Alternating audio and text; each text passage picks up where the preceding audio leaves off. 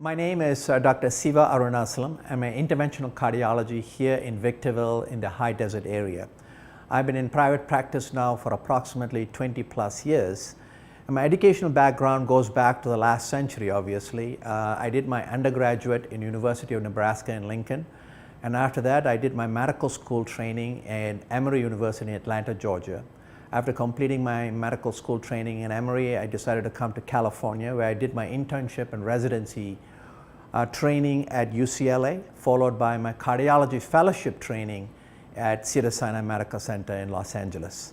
And following my completion of my cardiology fellowship, I decided to stay on faculty for about a year.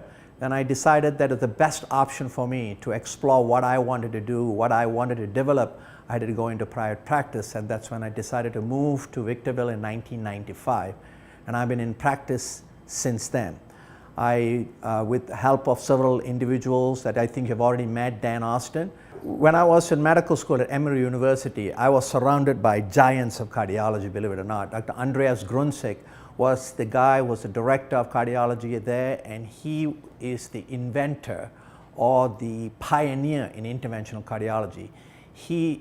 Angioplasty and stent placement, all was driven by him. And so, he kind of motivated us to think outside the box. And at the same time, there was also Dr. Willis Hurst, was the chairman of cardiology at Emory, and he's another giant among cardiologists and in cardiology in general. And he too just motivated us into going into cardiology. At that time, cardiology was such a fluid, dynamic field. So many innovative ideas were coming out. And a guy who was interested in research and wanting to do something different only drove me towards cardiology.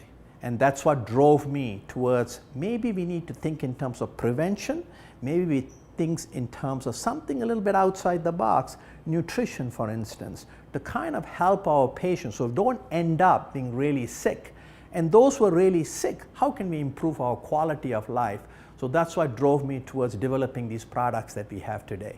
What we realized was, giving 500 milligrams 3 times a day or taking 10 capsules a day was not adequate. Not only that, we also needed a better delivery system. That means just taking a capsule of L-arginine was not adequate because the half-life, that means if I were to take really pure L-arginine into a system, it only lasted for about 30 minutes or so, then it was out of the system.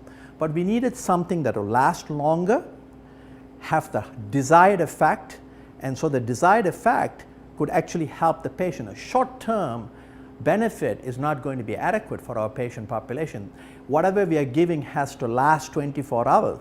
So we need to find a delivery system that will provide that 24-hour benefit. Not only do we have the proper mixture of arginine with other compounds that increase the half-life, we also have the blend that actually increases absorption.